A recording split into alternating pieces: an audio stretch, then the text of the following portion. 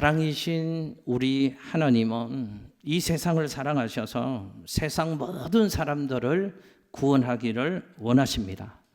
그래서 하나님은 그 구원의 역사를 이루시기 위해서 이 땅 가운데 구원자 예수 그리스도를 우리에게 보내주셨고, 이 땅에 오신 예수 그리스도를 통하여서 하나님 비전을 이 땅 가운데 이루게 하셨습니다.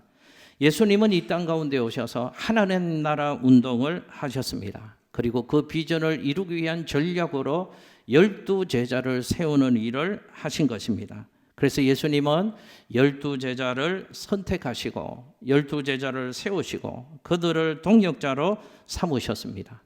이 땅에 오셔서 하나님 나라를 위하여 제자를 부르셨던 예수님은 지금도 하나님 나라를 위하여 제자를 부르고 계십니다. 여러분 잊지 마십시오. 12제자를 부르시고 세우시고 사용하신 주님께서 저와 여러분을 그리스도 예수 안에서 하나님의 사람으로 제자로 불러주신 줄로 믿습니다. 부름받은 제자라면 부르심에 합당한 삶을 살아야 할 겁니다. 제자로 부름받았다면 제자다운 삶을 우리 모두 살아내야 할 것입니다. 여러분 오늘은 교회 절기로 사순절 첫째 주일입니다. 사순절 첫째 주일을 보내면서 우리가 예수 안에서 하나님의 사람으로 그리스도의 제자로 부름받은 하나님의 사람이라면 부름받은 우리는 어떤 삶을 살아야 하겠는가? 왜 예수님은 우리를 제자로 부르셨는가? 그럼 우리는 어떻게 살아야 될 건가? 라는 말씀을 오늘 주시는 본문 말씀을 통해서 다시 한번 확인하고 우리의 신앙의 삶을 정단하고 우리의 믿음을 결단하는 오늘 예배가 될 수 있었으면 좋겠습니다. 여러분 하나님이 저를 부르시고 여러분을 부르셨는데 왜 부르셨을까요? 왜 이렇게 우리를 부르시고 세워주셨을까요? 첫 번째 한번 화면 보고 따라하겠습니다. 주님이 원하셔서 우리를 부르셨다. 할렐루야. 여러분 화면에 마가복음 3장 13절 말씀을 같이 한번 읽겠습니다. 시작. 또 산에 오르사 자기가 원하는 자들을 부르시니 나온지라. 아멘. 이 말씀 그대로 두시고요. 여러분 살펴보십시오. 왜 예수님이 제자들을 부르셨는가 하는 것을 알 수 있습니다.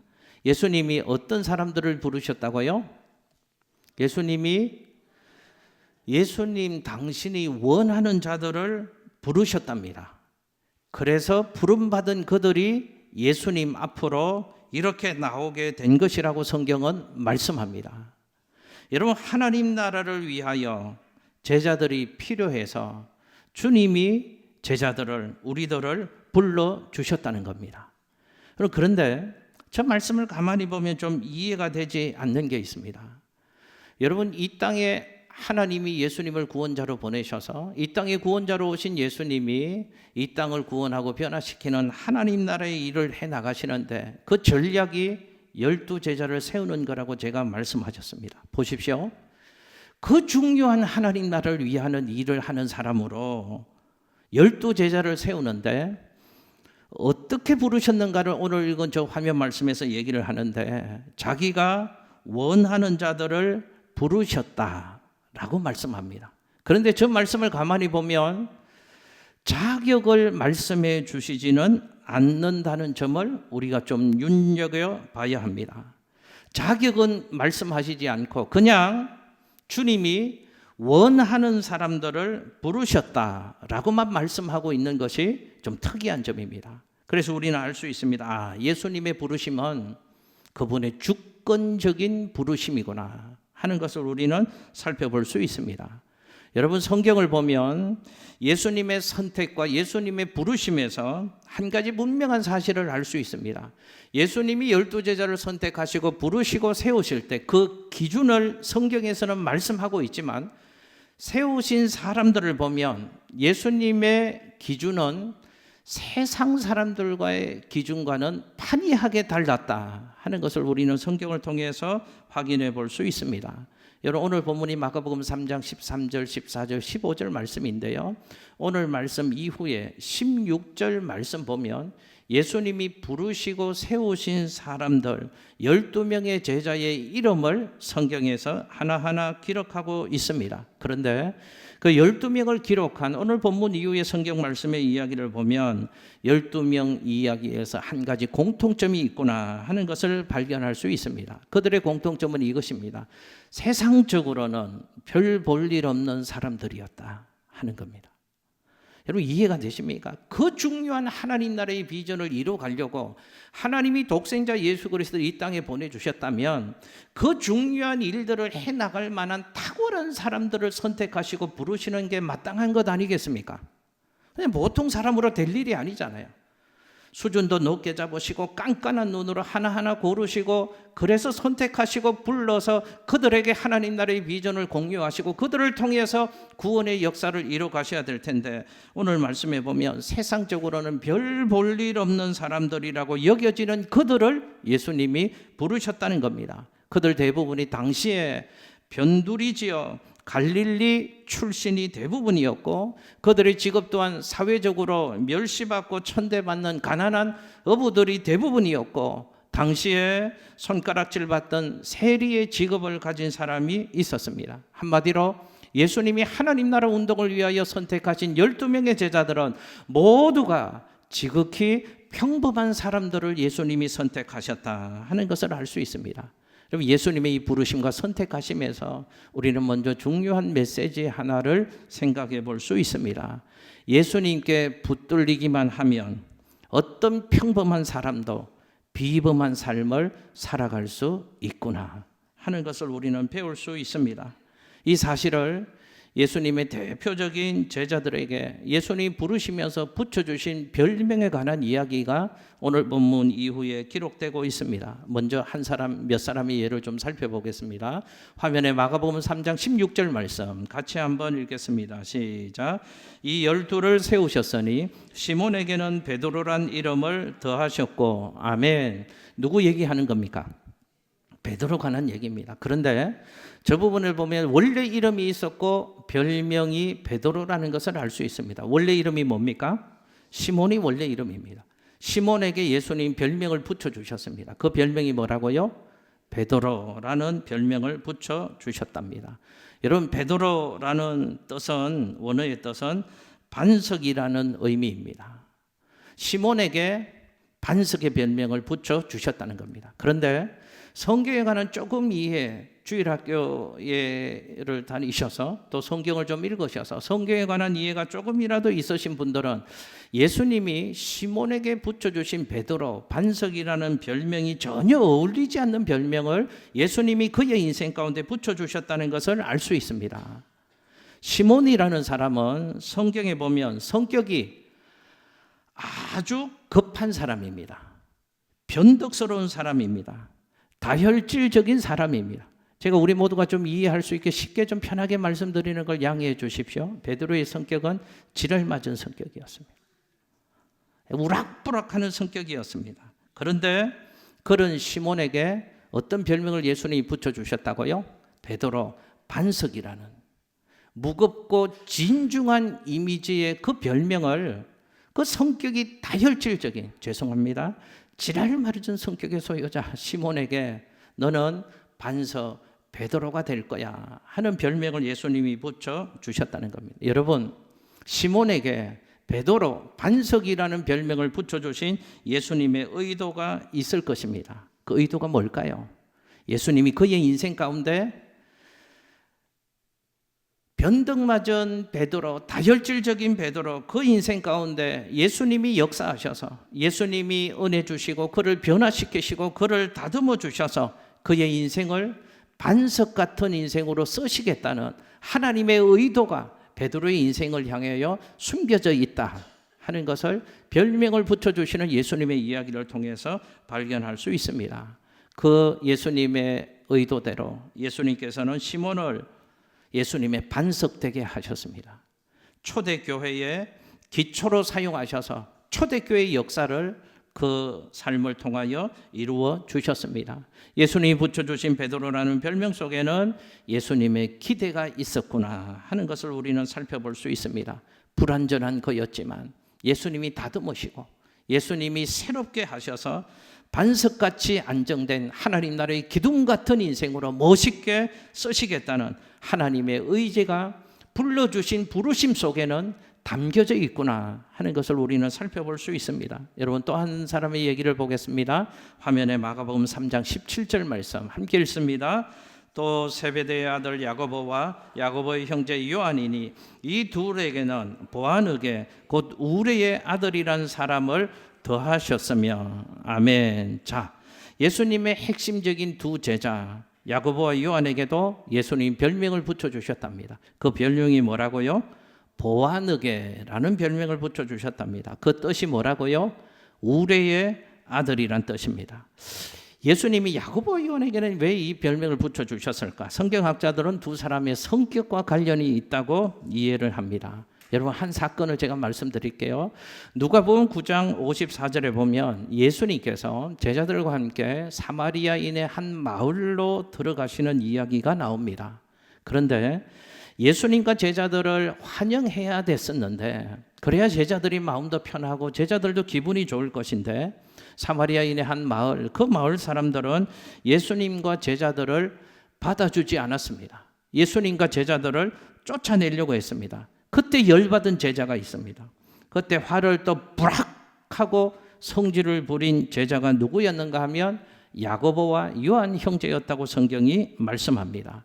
야고보와 요한이 예수님께 그때 이런 제안을 합니다. 선생님, 저 인간들 하늘에서 그냥 불을 확 내리셔서 저 인간들 멸해버리시죠 그냥. 야고보 요한이 어떤 사람입니까? 또 한 번 죄송합니다. 성격이 아주 지랄 맞은 사람들입니다. 막 열나는 대로 막 부하가 치미는 대로 막 행동했던 사람들이 야고보와 요한입니다. 그러니까 실제로 벼락 같은 성품의 소유자들이었다는 것을 알 수 있습니다. 그러나 그들도 예수님의 손에 붙들려서 예수님의 은혜로 다듬어지니까 그들의 삶이 어떻게 변화되어졌는가? 하늘의 음성을 천둥처럼 전하는 위대한 사도로서 아름답게 사용되어졌다는 것을 성경은 우리에게 말씀합니다. 보십시오. 우리 이런 교훈을 생각해 볼 수 있습니다. 약점이 많은 사람이잖아요. 허물이 있는 사람들입니다. 그러나 그들을 주님이 불러주셨다는 겁니다. 저는 이게 좀 이해가 안 됩니다. 그리고 감동이 됩니다. 아니 멋있는 사람, 수준 높은 사람, 괜찮은 사람, 그런 사람을 부르지 않으시고 약점과 허물이 많은 베드로와 야고보, 요한 같은 사람을 부르시고 그들을 아름답게 다듬어 주시고 은혜 속에 변화시키시고 세워주셔서 그들의 인생을 하나님 나라를 위한 위대한 동역자로 하나님이 사용해 주셨다는 겁니다. 여러분 제자 중에 제일 마지막 가룟 유다 얘기도 이 성경에서 의미 있게 기록합니다. 화면에 마가복음 3장 19절 말씀 함께 읽습니다. 시작. 또 가룟 유다니 이는 예수를 판 자더라. 아멘. 가룟 유다는 예수를 판 자였다고 성경이 말씀합니다. 여러분 그런데 사실 예수님이 12제자 가운데 가장 똑똑하고 계산을 잘하고 비판적이고 합리적인 사람이 누구였는가 하면 가룟 유다라는 제자였습니다. 장점이죠. 그런데 그런 가룟 유다에게도 약점이 하나 있었습니다. 욕심이 많다는 것이 그의 약점이었습니다. 결국 가룟 유다 얘기는 어떻습니까? 자신의 약점을 극복하지 못했습니다. 그래서 회계 관리를 하다가 시험에 들어서 예수님을 배반하고 은 30에 예수님을 팔아넘기는 배신자가 되고 말았다고 가룟 유다의 얘기를 성경은 말씀하고 있습니다. 여러분 가룟 유다를 보면서 성경에서 참 어리석고 미련해서 실수하고 실패했던 삶을 살았던 대표적인 두 사람의 이야기가 떠오릅니다. 하나는 방금 제가 말씀드린 가룟 유다입니다. 예수님을 배신하고 은 30에 예수님을 팔아넘겼던 가룟 유다가 그 한 사람이죠. 여러분 또 한 사람 어리석고 미련해서 실수하고 실패한 삶을 살았던 사람은 베드로라고 얘기할 수 있습니다. 그가 새벽 딱 울기 전에 3번이나 예수님을 부인하고 저주했던 베드로입니다. 여러분 보십시오. 가룟 유다와 베드로를 한번 생각해 보십시오. 둘 다 실수와 허물이 많은 사람입니다. 둘 다 실패했던 경험이 있는 사람들이었습니다. 그런데 둘 다 똑같이 연약함이 있고 실수하고 실패의 경험이 있지만 가룟 유다와 베드로의 중요한 차이점이 있습니다. 베드로는 자신의 약점을 깨닫고 그 약점 앞에 눈물 뿌리는 회개가 베드로에게는 있었다는 겁니다. 그러나 가룟 유다는 자신의 그 약점을 극복하지 못했다는 겁니다. 회개하고 자신의 약점을 깨닫고 회개하고 변화된 베드로는 다시 일어나서 하나님 나라를 위하여 존귀한 삶을 살아가는 인생이 될 수 있었고, 그 약점을 극복하지 못한 유다는 비참한 인생의 말로를 경험하게 되었다는 겁니다. 여러분, 우리는 예수님의 제자들 부르신 이 얘기를 보면서 우리는 이런 생각할 수 있습니다. 하나님은 약점이 없는 사람들을 부르시고 수준 있는 사람들을 부르시면 더 괜찮게 더 잘 사역을 하실 수 있지 않았을까라는 생각을 할 수도 있습니다. 그럼 만약 예수님이 사람을 선택하시고 부르시는 기준이 수준을 보셨다면 여러분 아시죠? 이 중에 저와 여러분 포함해서 예수님의 선택받고 예수님의 부르심 받을 만한 사람은 한 사람도 없을지도 모르겠습니다. 베드로처럼, 야고보처럼, 요한처럼 약점이 있지만, 실수가 있지만, 모자라지만 주님은 그런 사람들을 부르시고 그런 사람들을 쓰신다는 사실을 우리는 아셔야 합니다. 그런데 한 가지 조건이 있습니다. 실수 많고 허물 많고 부족하고 연약할지라도 십자가 앞에서 내 약점을 모두 다 내려놓고 주님의 다스림을 기꺼이 받겠다는 준비만 되어져 있다면 주님은 그 사람을 쓰시는 것이죠. 그 사람에게는 약점이 전혀 문제가 되지 않는 것입니다. 잊지 마십시오. 주님이 우리를 불러주셨습니다. 실수와 약점과 허물이 있는 우리들을 주님이 부르시고 선택해 주셨습니다. 어떻게 해요? 아름답게 다듬으시고 변화시키셔서 하나님 나라의 귀한 보배로 쓰시려고 저와 여러분을 불러주셨다는 것을 잊지 마시기를 예수님 이름으로 부탁합니다. 두 번째, 왜 불러주셨는가? 저 따라서 해보실게요. 예수님과 함께 있게 하시려고 부르셨다. 할렐루야. 왜 부름받았는지를 아셔야 된다, 그 말입니다. 여러분 화면에 마가복음 3장 14절 말씀을 같이 한번 읽겠습니다. 시작. 이에 12를 세우셨으니 이는 자기와 함께 있게 하시고 또 보내사 전도도 하며. 아멘. 자, 제가 한번 여쭤볼게요. 저 말씀 근거로 해서 예수님이 제자들을 부르시고 세우신 이유가 뭐라고요? 이는 자기와 뭐 하게 하시려고요? 함께 있게 하시려고 우리를 부르셨다. 여러분 기억하십시오. 부르심의 제일 중요한 목적이 무엇인가? 주님과의 친교가 목적입니다. 왜 우리를 불러주셨는가? 주님이 우리와 친교하시려고 세상 많은 사람들 가운데서 우리를 선택하고 그분이 우리를 불러주셨다는 겁니다. 여러분 잊으시면 안 됩니다. 예수님은 우리를 사랑하시기에 우리와 함께 있고 싶어 하십니다. 예수님은 우리를 사랑하시기에 우리와 같이 있고 싶어 하신다고 성경은 우리에게 말씀하시는 겁니다. 사랑하는 양천교회 성도 여러분, 우리 사순절 기간 지나고 있는데요, 이 사실을 오늘 예배 때도 좀 생각하시고 예배 끝나고 한 주간의 삶을 지내면서도 이 사실을 깊이 묵상해 보시기를 바랍니다. 예수님이 나와 함께 있고 싶어 하신다. 한 주간 동안 묵상하십시오. 예수님이 나와 함께 있고 싶어 하신다. 여러분 이건 정말 여러분은 그냥 멀뚱멀뚱 있으신데요. 그래서 속상한데요.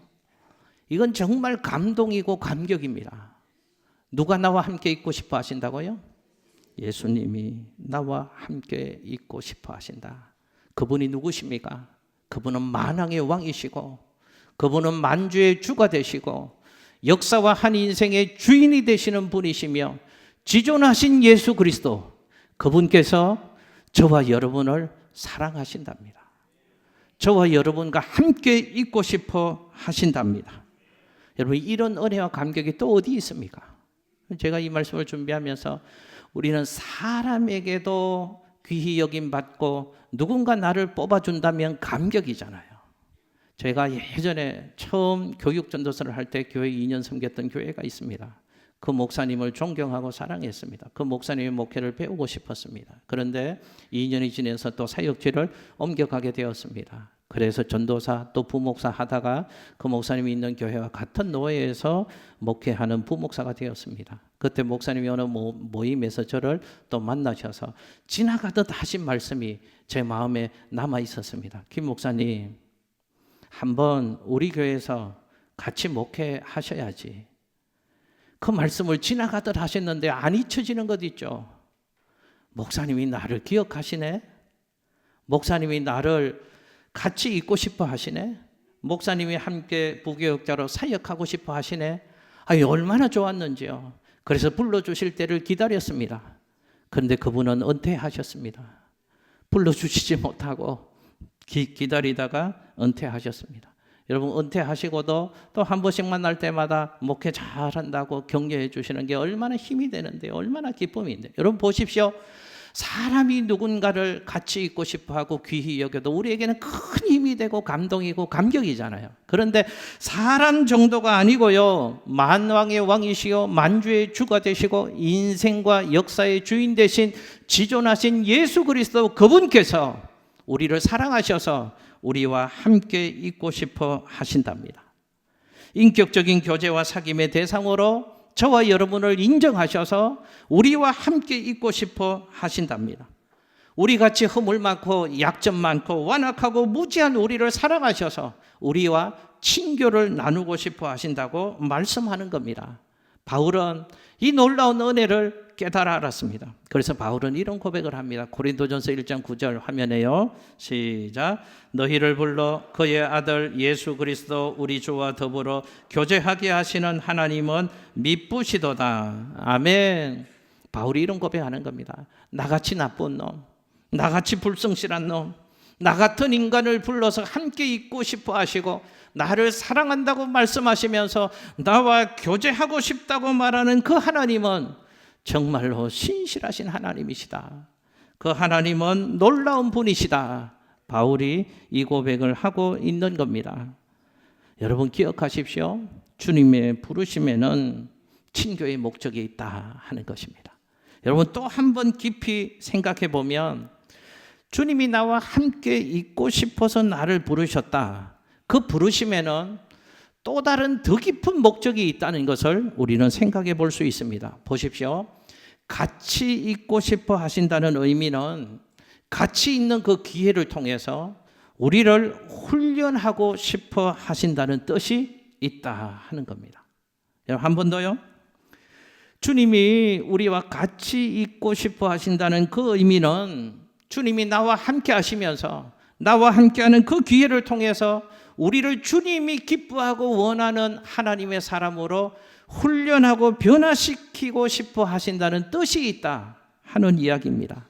함께 있는 그 자연스러운 기회를 통해서 우리를 향한 주님의 기대를 주님은 우리에게 전달해 주십니다. 그리고 함께 있으시면서 그분의 모습을 우리에게 보여주시면서 우리도 그분 같은 삶을 살아가기를 기대하기를 원하신다는 겁니다. 그래서 신앙생활에는요, 주님과 같이 있는 것이 중요합니다. 예수님과 같이 있으셔야 합니다. 주님과 같이 있을 때 우리는 그분의 음성을 들을 수 있습니다. 주님과 같이 있을 때 그분의 가르침을 받을 수 있는 겁니다. 주님과 같이 하지 않으면 그분의 음성을 들을 수 없고 그분의 가르침을 받을 수가 없는 겁니다. 그분과 같이 있지 않으면 그분의 삶을 우리 마음에 담을 수 없습니다. 그분과 같이 있지 않으면 그분을 닮아갈 수도 없는 겁니다. 자, 그런데 문제 하나가 있습니다. 지금 우리가 사는 이 시대는 예수님을 볼 수 없는 시대입니다. 예수님을 볼 수 없는 이 시대를 사는 우리들이 예수님과 함께하는 삶을 살기 위해서 중요한 문제는 어떤 방법으로 우리가 이 시대에 예수님과 함께하는 삶을 살 수 있느냐 하는 겁니다.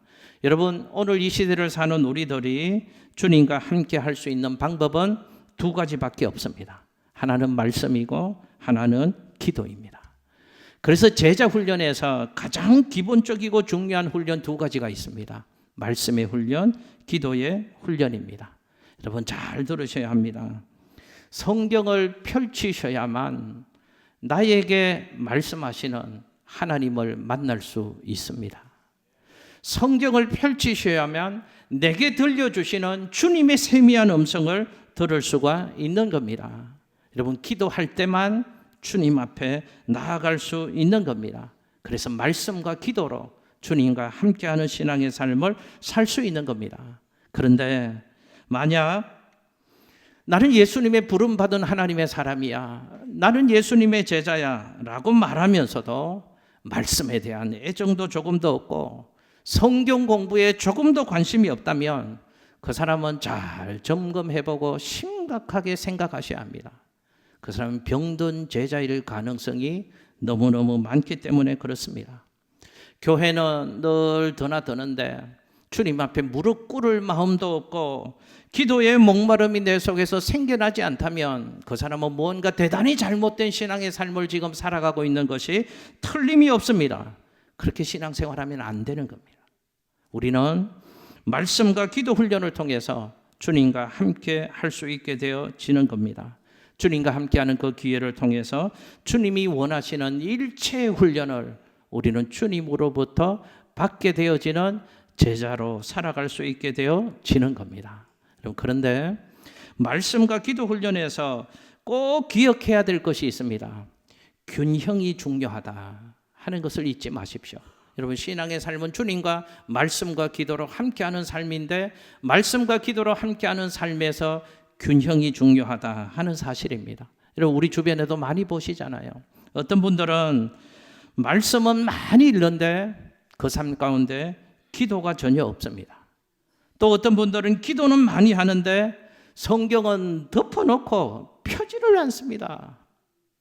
그래서 예배 시간에 나와서 한자락에 말씀 듣고 하나님 주시는 감동에 받는 게 전부인 신앙생활을 하는 분들이 있습니다. 여러분 이것은 건강한 신앙생활이 아닙니다. 잘못된 신앙생활입니다. 50년, 80년, 100년을 믿어도 절대로 건강해질 수 없고 예수 닮는 제자가 될 수 없는 신앙의 삶을 사는 겁니다. 여러분 제가 비유로 한번 설명 들어볼게요. 우리가 어떤 사람과 교제를 하고 친밀한 관계를 맺는다고 할 때 그 사람과 대화를 합니다. 그런데 그 사람과 대화를 하고 함께 있다고 한다면 뭐가 이루어져야 되는가 하면 서로 간에 먼저는 내가 상대방의 이야기를 귀 기울여 잘 들을 줄 알아야 합니다. 그리고 또 하나는 내 마음을 여는 게 중요합니다. 상대방의 얘기를 잘 듣고 또 내 마음을 열어서 내 상황을 서로 나누어야 됩니다. 내 고민과 아픔과 좌절을 함께 나누어야 합니다. 그때 친밀한 교제, 좋은 관계가 이루어질 수 있는 것이죠. 그런데 어떤 사람들은 남의 이야기를 듣기는 잘합니다. 근데 자기 얘기를 안 하는 사람이 있습니다. 자기를 조금도 열지 않는 사람이 있습니다. 그 사람과는 친밀한 교제를 이루기가 힘든 것이죠. 그 사람은 친한 친구가 되기 어려운 겁니다. 좋은 친구가 되려면 두 가지가 다 있어야죠. 상대방이 하는 이야기를 잘 들어야 합니다. 동시에 내 마음을 열어야 합니다. 내 얘기를 나눌 줄 알아야죠. 내 고민과 힘든가 내 약점과 내 좌절도 이야기할 줄 알아야 됩니다. 그래야지 좋은 친구가 되고 서로 간에 친밀한 관계가 형성될 수 있는 겁니다. 여러분 똑같이 주님과 나와의 관계도 이 비밀을 적용하시기를 바랍니다. 무릎 꿇어 기도는 하는데 내가 내 얘기는 많이 하는데 주님 얘기를 듣지 않는 사람이 있다 하는 겁니다. 기도하면서 주님의 말씀을 읽어야 합니다. 말씀 없이 기도만 한다면 그 기도는 욕심에 근거한 기도, 이기적인 기도, 무속적인 기도가 될 수밖에 없다는 사실을 기억하십시오. 말씀을 읽으면서 기도하고 말씀을 읽으면서 응답받을 때 성경적인 건강한 기도 생활을 하는 그리스도인이 될 수 있는 겁니다. 그래서 신앙생활하는 우리에게는 성경이 중요합니다. 하나님의 말씀이 중요합니다. 이 성경을 읽을 때요, 기도도 성숙해집니다. 기도의 문도 열려집니다. 성경을 읽을 때 무엇을 기도해야 될지를 알 수 있거든요. 성경을 읽을 때 어떻게 기도해야 될지를 주님으로부터 제대로 훈련받게 될 수 있는 겁니다. 그래서 말씀과 기도의 균형을 통해서 주님과 친밀해지고 주님의 마음을 알 수 있게 되어지는 겁니다. 여러분, 제가 한번 여쭤볼게요. 여러분, 믿음으로 한번 대답해 보시기를 바랍니다. 베드로, 야고보, 요한을 선택해서 부르신 예수님께서 저와 여러분도 선택해서 주님의 제자로 하나님의 아들, 딸들로 불러주셨다는 사실을 믿으십니까? 믿으시나요? 그럼 주님의 제자로 부름받은 나와 여러분들은 주님이 기뻐하는 제자의 삶을 살아야 될 줄로 믿으십니까? 예수 닮기를 원하십니까? 그렇다면 두 가지를 하셔야 합니다. 하나님의 말씀, 성경을 펼치셔야 합니다. 여러분, 안타까운 일은 예수를 믿는데요, 예수를 따라간다고 말은 하는데요, 덮어놓고 믿습니다. 아니, 이걸 열고 내게 말씀하시는 주님을 만나는 작업이 있어야 되는데 이 작업 없이 덮어놓고 믿는다니까요. 그러니까 엉터리가 많은 겁니다. 그러니까 이상해지는 겁니다. 여러분, 성경을 펼치시고 무릎 꿇어 기도하시고 주님을 만나시고 주님 따라가시는 저와 여러분들 될 수 있으시기를 예수님 이름으로 축복합니다. 신앙의 연륜은 쌓여가고, 그래서 교회 생활은 익숙하고 신앙의 삶은 노련한데 성경을 덮어놓고 믿으면 아무것도 모릅니다. 자기 위주로 믿습니다. 내 경험이 전부인 것처럼 착각하는 신앙의 삶을 살아갑니다. 여러분들 축복해드립니다. 성경을 덮어놓고 읽지 말고, 덮어놓고 믿지 말고, 성경을 열어놓고 말씀하시는 주님을 만나고 그분이 주시는 감동으로 기도의 삶을 살아가고, 그래서 주님이 원하는 사람으로 아름답게 빚어지는 우리 양천교회 모든 성도님들 될 수 있으시기를 예수님 이름으로 축복합니다. 기도하겠습니다.